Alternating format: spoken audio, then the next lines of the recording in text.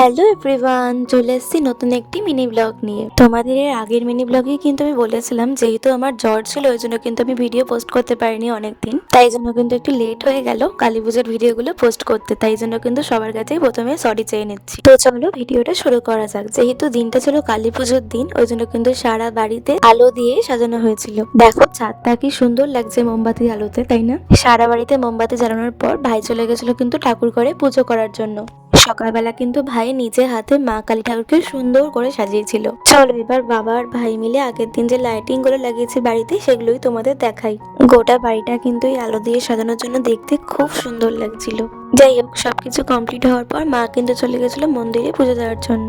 তার কিছুক্ষণ পর আমরাও কিন্তু সবাই মিলে চলে গেছিলাম মা কালীকে দর্শন করার জন্য। তারপরে সেখানে কিছুক্ষণ বসে কিছু ফটো তুলে তারপরে কিন্তু আমরা চলে এসেছিলাম বাড়িতে। আর তারপরের দিন ছিল মায়ের বিসর্জন। এভাবেই কেটেছিল আমার কালী পুজোর দিনটা। বাই।